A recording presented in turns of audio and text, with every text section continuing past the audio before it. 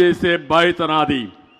ఇంకో పక్క మీరు చూడండి, అప్పుల అప్పారావు, ఈ సైకో జగన్ 13 లక్షల కోట్ల రూపాయలు అప్పు చేశాడు. మన ఆదాయం ఎంతో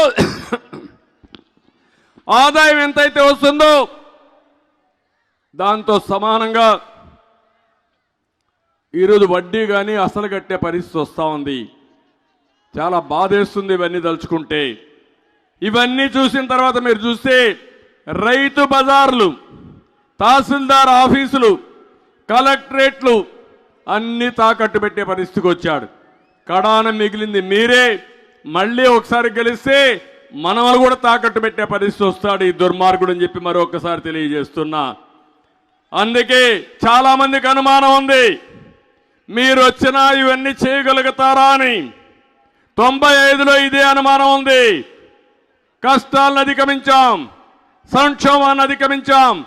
మళ్ళీ 2000 వచ్చే కొందికి రాష్ట్రాన్ని అన్ని రంగాల్లో ముందుకు నడిపించాం.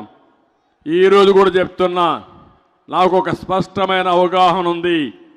సంపద సృష్టిస్తాం, ఆదాయాన్ని పెంచుతాం, పెంచిన ఆదాయంతో సంక్షేమ కార్యక్రమాలు చేస్తా, అభివృద్ధి కార్యక్రమాలు చేస్తా, నిరంతరం ఈ రాష్ట్రాన్ని అభివృద్ధి చేసే విధంగా మళ్ళీ ఒక ప్రత్యేకమైన కార్యక్రమంతో మీ ముందుకు వస్తానని చెప్పి కూడా నేను మీకు తెలియజేస్తున్నా.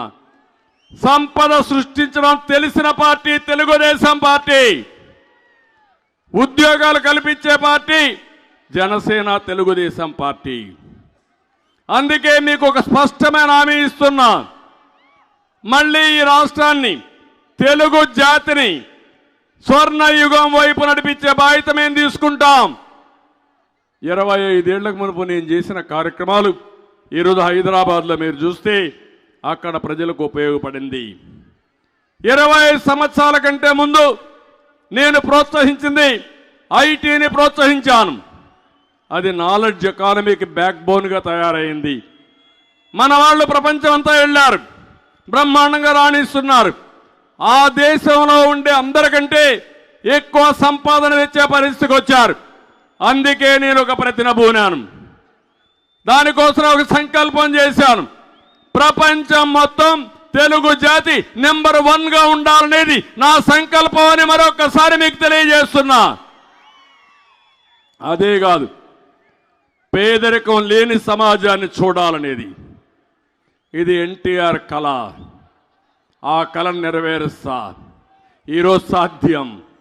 అందుకే నేను ఏ పని చేసినా పేదవాడినే దృష్టిలో పెట్టుకుంటా, నిరుపేదను దృష్టిలో పెట్టుకుంటా, ప్రజలే ఆస్తిగా పరిగణిస్తా. వాళ్ళకు అవసరమైతే ఎక్కడికక్కడ నైపుణ్యం పెంచుతా, చదువుకు ప్రాధాన్యత ఇస్తా. ఒక నిర్దిష్టమైన కాల పరిమితిలో పేదరికం నుంచి ప్రతి ఒక్క కుటుంబం పైకి వచ్చే విధంగా చేస్తాను. ఒకప్పుడు నేను అన్నాను, సంపద సృష్టిస్తామంటే ఎవరూ నమ్మలా. ఒకప్పుడు నేను అన్నాను, సెల్ ఫోన్లు అవసరం అంటే ఎవరూ నమ్మలా. ఈరోజు ఆ రోజు చేసిన పనులు ఈరోజు దేశానికే శరణ్యమైనాయి, సంపద సృష్టికి మూల కారణమైనాయి. ఈ విషయం మీరు గుర్తుపెట్టుకోవాల్సిందిగా నేను మిమ్మల్ని కోరుకుంటున్నా. అందుకనే ఈరోజు మీరు ఒకసారి ఇవన్నీ చూసినప్పుడు సంపద సృష్టించడానికి అనేక ఆలోచనలు ఉంటాయి. 2014 తర్వాత అమరావతి, హైదరాబాద్లో ఎట్లా అభివృద్ధి చేశానో అదే మాదిరిగా చేయాలని అమరావతి కోసం నేను ఒక ప్రోగ్రాం ఇష్యూ చేశాను. ప్రజలు ముందుకు రండి, రైతులు ముందుకు రండి, రాజధానిలో భాగస్వాములు కమ్మని పిలిపిస్తే 34,000 ఎకరాలు భూమి, 29,000 మంది రైతులు ₹1 తీసుకోకుండా నేనిచ్చినటువంటి యాన్యుటీ మీద ముందుకొచ్చారంటే, భాగస్వామికి వచ్చారంటే అది తెలుగుదేశం పార్టీ నమ్మకం. ప్రపంచంలో ఎక్కడా జరగలేదు. అలాంటిది ఎన్నికల ముందు అమరావతి రాజధానిని నమ్మించి ఎన్నికల తర్వాత 3 రాజధానులని 3 ముక్కలాటాడి కడాన ఈరోజు ఎక్కడా రాజధాని లేకుండా చేసి కోర్టులు కూడా ముట్టికాయలు వేసి ఏప్రిల్ తర్వాత వింటామని చెప్పేసారు కోర్టులో కేసులన్నీ. ఈరోజు అమరావతి రాజధానిగా ఉంటుంది.